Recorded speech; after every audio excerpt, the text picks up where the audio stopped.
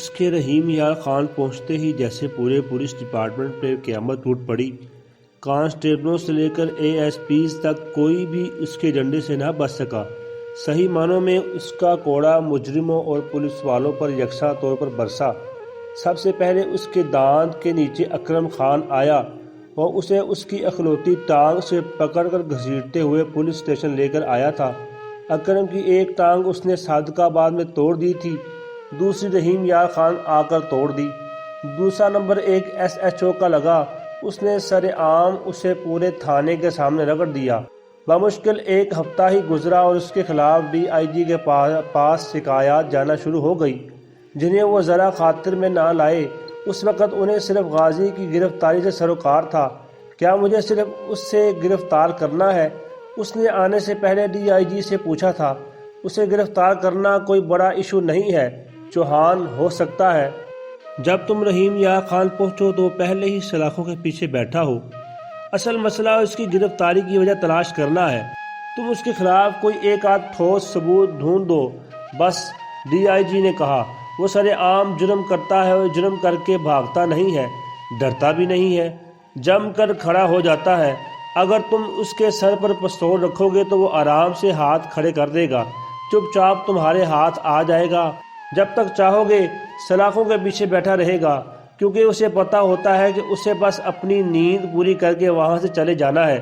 وہ کہتے چلے گئے تھے، اسے جرم کرتے ہوئے پکڑو چوہان، جرم ہو جانے کے بعد نہیں۔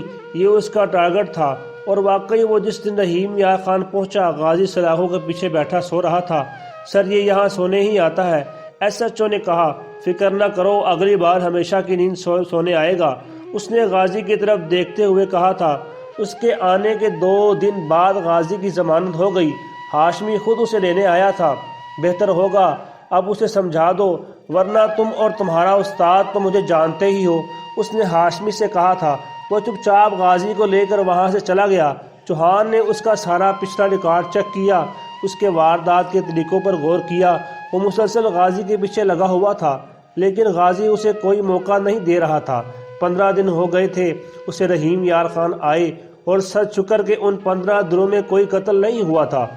وہ بوتل ہاتھ میں لیے اوپر چھت پر آیا تو غازی اس سے پہلے وہاں موجود تھا۔ پیو گے؟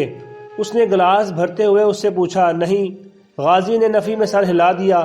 ہاشمی نے بوتل نیچے رکھتے ہوئے اپنا گلاس اٹھا لیا۔ تم کبھی کسی کی یادوں میں گم ہوئے ہو؟ ہاشمی نے گھونٹ بھرتے ہوئے پوچھا۔ ہاں، اپنے ماضی کی انتہائی خوفناک یادوں میں، غازی نے کہا۔ میں بھی، ہاشمی نے کرسی کی پشت سے سر ہلاتے ہوئے کہا۔ تمہارا ماضی بھی خوفناک تھا؟ غازی حیران ہو گیا۔ نہیں، میرا ماضی بہت سیاہ تھا، بہت برا۔ میرے ماضی میں کچھ اچھا نہیں سوائے اس کے۔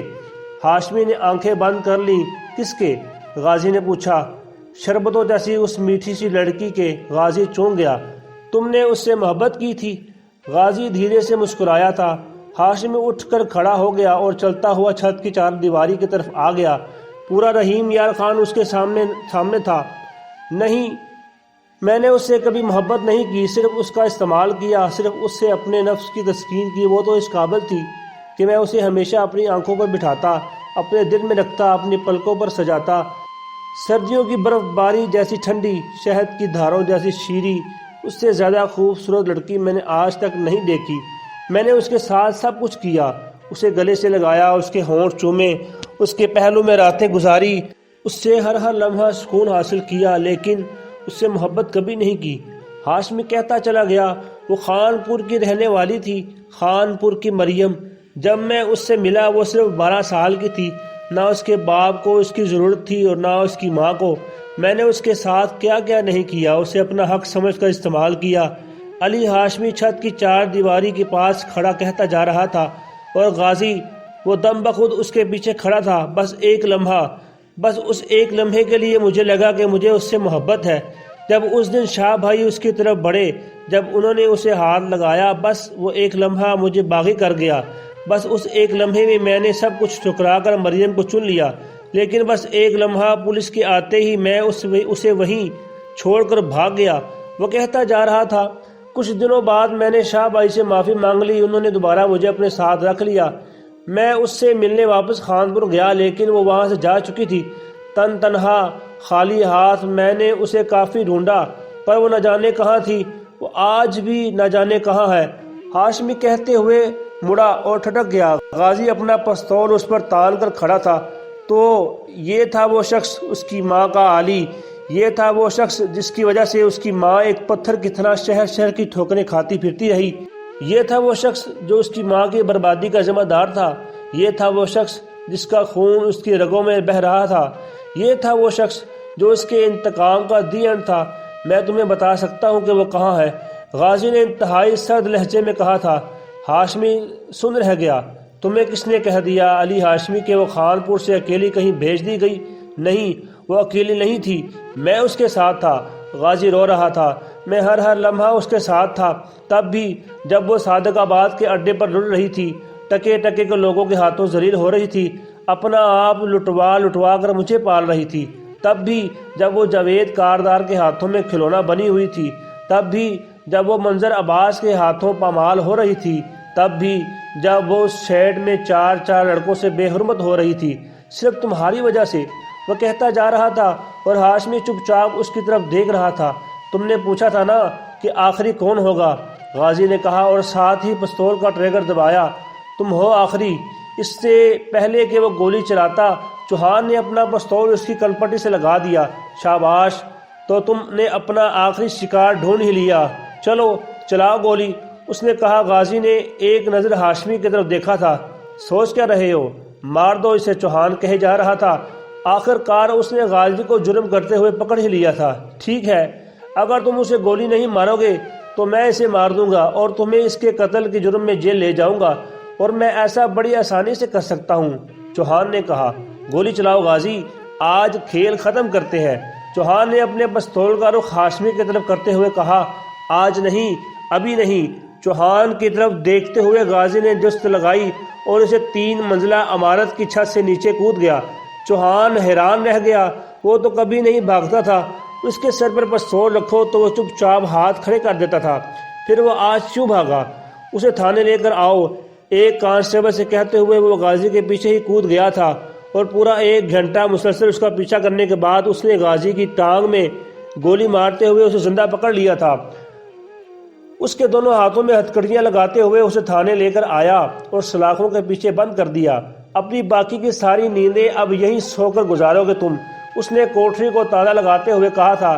غازی کی آنکھوں میں کوئی ڈر نہیں تھا، کوئی خوف نہیں تھا، بس انگارے تھے، دہکتے ہوئے گہرے سرخ انگارے۔ اس نے غازی کی گرفتاری انتہائی خفیہ رکھی تھی۔ نادر شاہ ہر ممکن کوشش کے باوجود غازی اور ہاشمی میں سے کسی ایک کو بھی بازیاب نہ کروا سکا۔ چوہان نے کئی بار غازی کے ہاتھوں میں پستول دے کر ہاشمی کو گولی مارنے کے لیے کہا، لیکن بے سود۔ چوہان کے لیے اسے پھانسی کے پھندے تک پہنچانا مشکل نہیں تھا۔ وہ چاہتا تو بڑی آسانی سے ہاشمی کو گولی مار کر غازی کو پھانسی دلوا دیتا، لیکن کچھ تھا جو اسے کھٹک رہا تھا۔ وہ جانتا تھا کہ غازی نے اب تک جو کیا بدلے کے لیے کیا۔ وہ یہ بھی جانتا تھا کہ وہ ہاشمی کو گولی مارنا چاہتا ہے، لیکن مار نہیں رہا۔ کیوں؟ یہ سوال اس کے دماغ میں کلبلائے جا رہا تھا۔ کیا وجہ ہے؟ اور جو وجہ تھی وہ 1 ہفتے بعد خود اس کے آفس تک چلی آئی۔ سر، غازی کی ماں آئی ہے، کانسٹیبل نے آ کر بتایا تھا۔ کس کے ساتھ آئی ہے؟ اس نے پوچھا۔ ولی کے ساتھ، اس نے کہا۔ بھیجو اندر۔ وہ پوری طرح اپنی فائلوں میں غرق تھا جب مریم اندر داخل ہوئی۔ بیٹھو بی بی، چوہان نے اس کی طرف دیکھے بغیر کہا تھا۔ وہ یوں ہی کھڑی رہی۔ میں نے کہا بیٹھ، ذرا غصے سے کہتے ہوئے چوہان نے اس کی طرف دیکھا اور پلکیں جھپکنا بھول گیا۔ اپنی 16 سالہ پرانی پہلی محبت اب تک زبانی یاد تھی اسے۔ اس رات صرف وہی نہیں نکلی تھی، رحیم یار خان سے وہ خود بھی ہمیشہ کے لیے گھر چھوڑ آیا تھا۔ میر آصف مرتضیٰ کے دیے سارے عیش و آرام کو ٹھوکر مار کر آیا تھا۔ قسم کھایا تھا کہ زندگی میں کبھی رحیم یار خان واپس نہیں جائے گا۔ کہاں کہاں نہیں ڈھونڈا تھا اس نے اسے، پر وہ کہیں نہیں ملی تھی۔ وہ دھیرے سے اپنی نشست سے کھڑا ہوا اور اس کے قریب آ گیا، کرسی کھینچی اور اس کا بازو پکڑ کر کرسی پر بٹھا دیا۔ سیاہ پڑتی رنگت، لرزتے ہوئے ہونٹ، اندر کو دھنسی ہوئی آنکھیں اور کانپتا ہوا وجود، وہ بس اسے دیکھتا رہ گیا۔ کچھ لمحوں بعد اس نے اپنی میز پر پڑی سینڈوچ کی پلیٹ میں سے ایک ٹکڑا توڑا اور اس کی طرف بڑھا دیا۔ آلی اس کے لب ہلے تھے اور ایس پی ماہن مرتضیٰ چوہان وہ ٹکڑا ہاتھ میں لیے پھوٹ پھوٹ کر رو دیا تھا۔ اسے آج بھی صرف علی ہی یاد تھا۔ وہ اس رات پولیس اسٹیشن ہی رک گیا۔ اس کے ساتھ صرف ایک ایس ایچ او اور 2 کانسٹیبل آن ڈیوٹی تھے۔ رات کے 11 بج رہے تھے جب اس نے غازی کو اپنے آفس میں بلوایا۔ وہ ہتھکڑیوں سمیت اس کے سامنے آ کھڑا ہوا، بالکل خاموش، بالکل چپ۔ دسمبر کے آخری دن تھے، باہر گرج چمک کے ساتھ موسلا دار بارش ہو رہی تھی۔ مجھے آج پتہ چلا کہ تم نے ہاشمی کو میرے کہنے پر گولی کیوں نہیں ماری، اس نے غازی کی طرف دیکھتے ہوئے کہا۔ کیونکہ تم اسے اپنی ماں کے سامنے گولی مارنا چاہتے تھے نا، اس نے کہا۔ غازی اب بھی کچھ نہ بولا۔ وہ اپنی کرسی سے اٹھا اور دھیرے دھیرے چلتا ہوا اپنے آفس کی کھڑکی کے پاس جا کھڑا ہوا۔ بارش کے قطرے زور و شور سے کھڑکی کے شیشے سے ٹکرا رہے تھے۔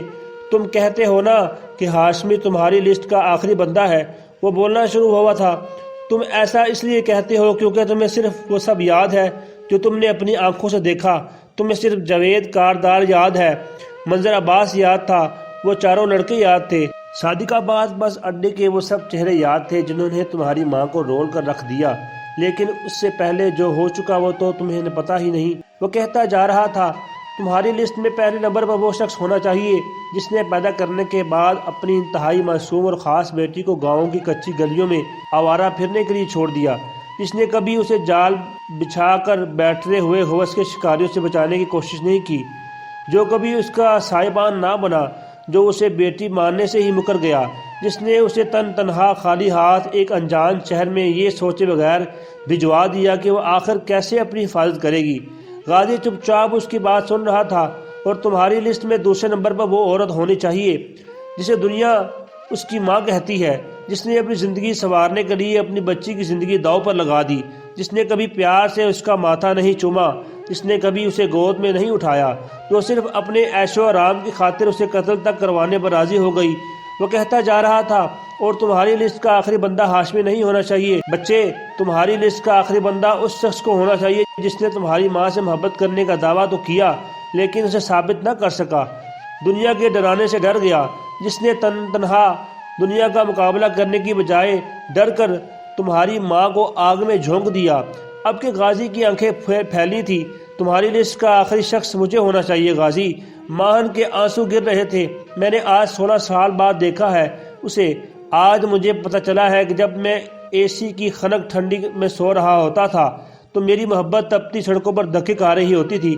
آج اسے دیکھ کر مجھے احساس ہوا کہ کاش جو گھر میں نے اس کے جانے کے بعد چھوڑا وہ پہلے چھوڑ دیا ہوتا، کاش میں اسے حویلی لے کر ہی نہ جاتا، کاش میں اس سے محبت ہی نہ کرتا۔ وہ مسلسل رو رہا تھا۔ کاش مجھے پتا ہوتا کہ وہ صادق آباد میں تھی، کاش غازی دم بخود اسے دیکھ رہا تھا۔ کچھ دیر بعد اس نے اپنے آنسو صاف کیے اور غازی کی طرف مڑا۔ تم اسے اپنی ماں کے سامنے گولی مار سکتے ہو، اس نے کہا۔ میں اسے بس ایسے ہی نہیں مار دینا چاہتا تھا اے ایس پی، میں پہلے اسے سب کچھ بتانا چاہتا تھا، وہ سب کچھ جو پچھلے 16 سالوں میں میری ماں کے ساتھ ہوا، وہ سب کچھ جو میں نے اپنی آنکھوں سے دیکھا۔ میں اسے ہر اس رات کی کہانی سنانا چاہتا تھا جب میری ماں کسی بند دروازے کے اندر چیخ رہی ہوتی تھی اور میں اس دروازے کے باہر پڑا اس کی چیخیں سن رہا ہوتا تھا۔ میں اسے ان تمام چیزوں کے نام بتانا چاہتا تھا جنہیں کھا کھا کر اس نے 16 سال گزارے، گلے سڑے پھل، روٹیوں کے سوکھے ٹکڑے، خیراتی کھانا، ٹوٹیوں اور نلکوں کا گرم پانی۔ میں اسے بتانا چاہتا تھا کہ میری پاگل اور اب نارمل ماں نے کس طرح ہر روز مٹی ہو کر مجھے پالا، اور آخر میں بس اس سے ایک ہی سوال پوچھنا چاہتا تھا کہ اسے کس نے حق دیا تھا ایک معصوم لڑکی کو یوں تہس نہس کر دینے کا؟ کس نے؟ غازی کہتا چلا گیا، اس نے پچھلے 9 سالوں میں مجھے بہت کچھ سکھایا ہے، چاقو بازی، گاڑی دورانا، لڑنا، گولی چلانا۔ میں بس وہی گولی اس کے سینے میں اتار دینا چاہتا ہوں، آنکھیں بند کر کے اپنا پورا میگزین اس پر خالی کر دینا چاہتا ہوں، اور پھر آنکھیں کھول کر اس کی خون میں لت پت لاش دیکھنا بھی نہیں چاہتا۔ وہ نم آنکھوں کے ساتھ کہتا جا رہا تھا۔ وہ جنوری کا ایک یخ بستہ دن تھا جب وہ خان پور پولیس اسٹیشن چلا آیا، اور اس نے شاہد نذیر اور اس کی بیوی سائمہ شاہد دونوں کو اپنے سامنے طلب کر لیا۔ کتنے بچے ہیں تمہارے؟ اس نے پوچھا۔ 3، 2 بیٹیاں اور 1 بیٹا، شاہد نے کہا۔ کتنے ایکڑ زمین ہے تمہارے پاس؟ اس نے پھر پوچھا۔ 7 ایکڑ۔ اس نے کہا، اب سے تقریباً 16 سال پہلے تم نے ایک پاگل اور معذور لڑکی کو صادق آباد جانے والی بس پر بٹھایا تھا، یاد ہے؟ اس کے کہتے ہی شاہد اور سائمہ نے ایک دوسرے کی طرف دیکھا۔ وہ کون تھی؟ اس نے پوچھا۔ شاہد بول نہ سکا۔ تم دونوں میاں بیوی میری بات کان کھول کر سنو۔ ویسے تو تم دونوں اس قابل ہو کہ تمہیں سر عام گولی مار دی جائے۔ اس معصوم لڑکی کے ساتھ تم دونوں نے جو سلوک کیا میں سب جانتا ہوں، اور میں چاہوں تو آج تم دونوں کو میڈیا اور ہیومن رائٹس والوں کے سامنے ننگا کر دوں، لیکن کوئی فائدہ نہیں۔ اس کے ساتھ جو ہو چکا وہ بدلا نہیں جا سکتا۔ میں تمہارے سامنے ایک نسبتاً آسان راستہ رکھ رہا ہوں۔ اپنی جائیداد میں سے اپنی بڑی بیٹی کا حصہ دو، اس کے حصے کی زمین اس کے نام کرو اور جلد از جلد کاغذات لا کر میرے حوالے کرو، ورنہ تمہارے تینوں بچے تم دونوں کی خاطر جیل کے چکر لگاتے رہ جائیں گے۔ وہ کہتا چلا گیا تھا۔ وہ کہاں ہے؟ شاہد نے کچھ دیر بعد پوچھا۔ تم جیسے باپ کو یہ تک پوچھنے کا کوئی حق نہیں، وہ جہاں بھی ہے ابھی تک زندہ ہے، ماہن نے کہا تھا۔ اور 14 دن بعد شاہد نذیر نے مریم کے حصے کی زمین اس کے نام کر کے کاغذات اس کے حوالے کر دیے تھے۔ اسے اب بھی مریم سے کوئی سروکار نہیں تھا۔ اگر چند ایکڑ زمین کے بدلے وہ اس کی زندگی سے دور رہتی ہے تو اسے اور کیا چاہیے تھا؟ ایک بیٹا اور 2 بیٹیاں، اس کا گھرانہ تو مکمل تھا۔ اس کے 1 کنال کے گھر میں مریم کی جگہ نہ پہلے تھی نہ آج تھی۔ آج 16 سال بعد وہ اس گھر کی دہلیز پر واپس آیا تھا۔ سعدیہ اسے نیچے لاؤنج میں ہی مل گئی۔ تو تمہیں 16 سال بعد گھر کی یاد آ ہی گئی؟ وہ اسے دیکھ کر بڑے طنز سے مسکرائی تھی۔ نہیں، مجھے اس گھر کی یاد آج بھی نہیں آئی، اس نے کہا۔ تو پھر کیا زبردستی بھیج دیے گئے ہو تم؟ اس نے پوچھا۔ ہاں شاید، جیسے 16 سال پہلے تمہاری بیٹی یہاں سے زبردستی بھیج دی گئی تھی۔ اس کے کہتے ہی سعدیہ کے چہرے کا رنگ اڑ گیا۔ کہاں ہے وہ؟ اس نے پوچھا۔ میرے پاس، مان دھیرے سے مسکرایا، اور میں تمہیں وہی بات کہنے آیا ہوں جو 16 سال پہلے کہی تھی۔ میں اس سے شادی کرنے لگا ہوں۔ اس کے بعد اسے میڈیا کے سامنے لے کر آؤں گا، تمہاری سنگدلی اور صفاقی کی داستان پورے شہر کو سناؤں گا، پھر دیکھوں گا تم اس بار MP کیسے بنو گی۔ وہ کہتا چلا گیا۔ تم ایسا نہیں کر سکتے۔ سعدیہ کا رنگ فک ہو گیا تھا۔ کیوں؟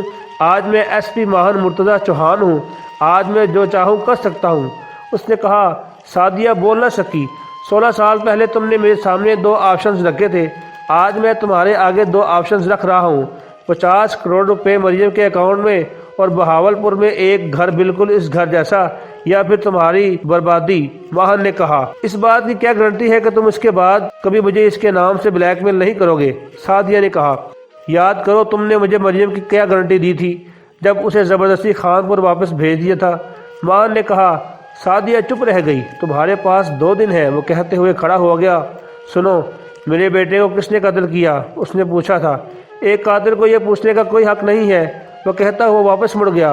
اور شاہد کی طرح سعدیہ کو بھی مریم سے کوئی سروکار نہیں تھا۔ اسے آج بھی اپنی عزت، اپنا مرتبہ اور اپنی ساکھ پیاری تھی۔ مریم کے اس کی زندگی سے دور رہنے کے لیے 50 کروڑ کوئی زیادہ رقم نہیں تھی۔ اس نے 2 دن کے اندر اندر اس کی دونوں ڈیمانڈز پوری کر دی تھی۔ گہرا نیلا آسمان شفق کی قطاروں سے سرخ ہو رہا تھا جب وہ غازی اور ہاشمی کو پولیس کسٹڈی میں لیے اس کے گھر پہنچا۔ نادر شاہ نے مریم کی دیکھ بھال کے لیے ایک عورت اس کے پاس بھیج دی تھی۔ اس نے اشارے سے اسے وہاں سے جانے کے لیے کہا۔ وہ سر جھکا کر باہر نکل گئی۔ مریم شاید اندر تھی۔ دونوں کو اندر لے آؤ، اس نے SHO سے کہا۔ وہ سر ہلا کر دونوں کو اندر لے آیا۔ 2 کانسٹیبل گھر کے دروازے پر چھوڑ دو اور باقی فورس لے کر تھانے واپس چلے جاؤ، اس نے SHO کو حکم دیا۔ وہ 2 سپاہی وہاں چھوڑ کر تعینات کر واپس چلا گیا۔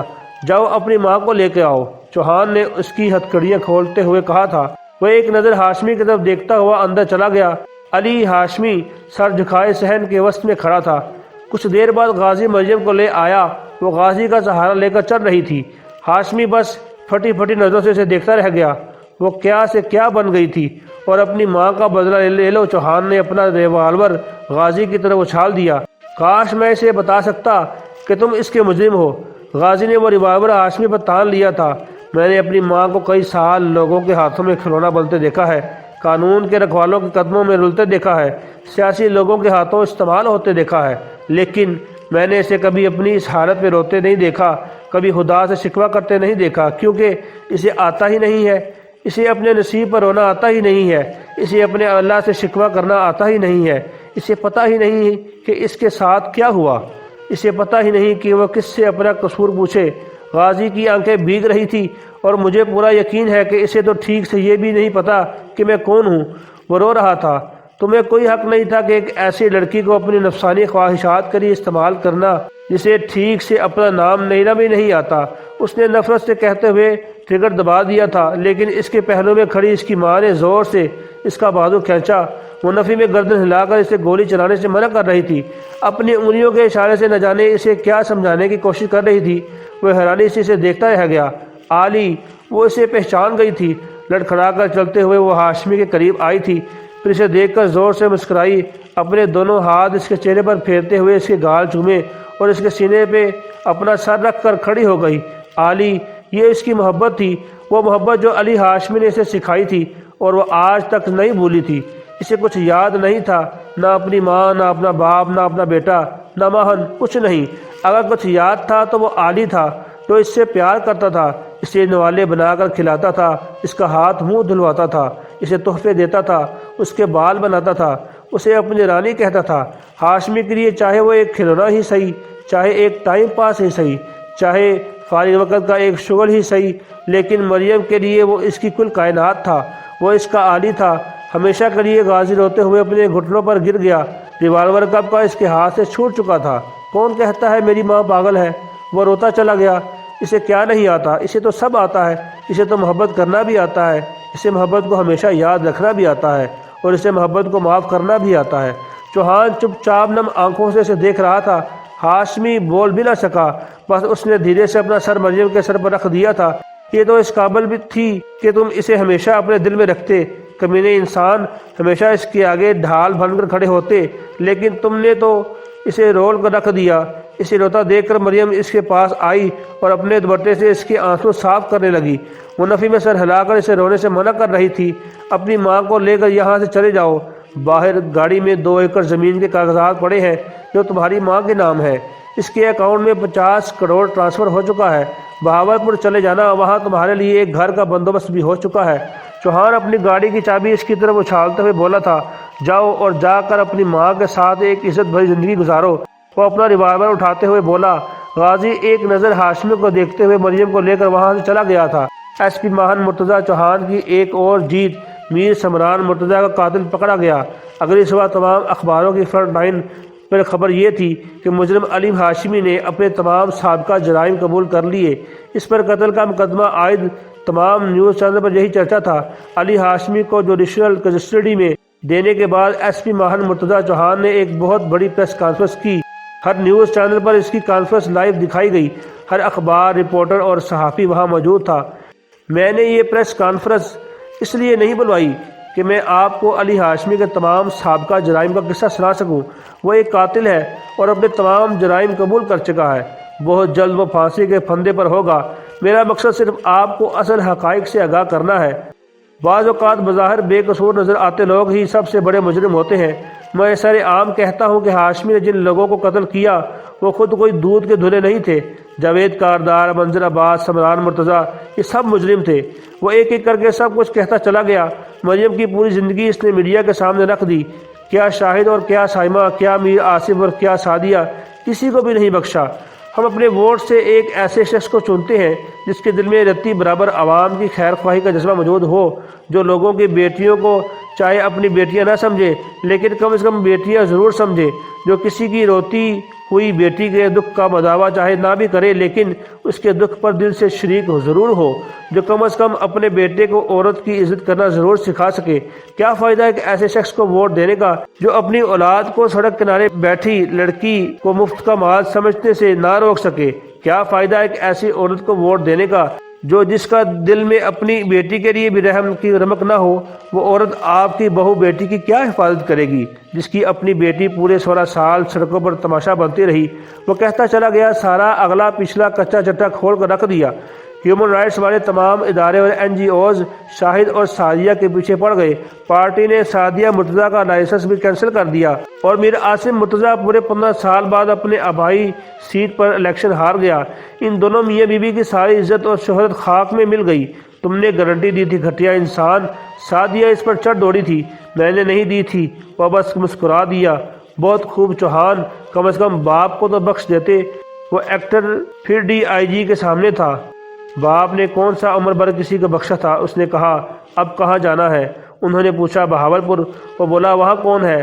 انہوں نے مسکرا کر پوچھا تھا، اب وہ انہیں کیا بتاتا، وہاں تو اس کی پوری زندگی موجود تھی، خان پور کی مریم۔ مزید اچھی ویڈیو کے لیے ہمارا چینل سبسکرائب کریں، بیل آئیکن ضرور دبائیں تاکہ آپ کو ہماری نئی ویڈیو کا نوٹیفیکیشن ملتا رہے۔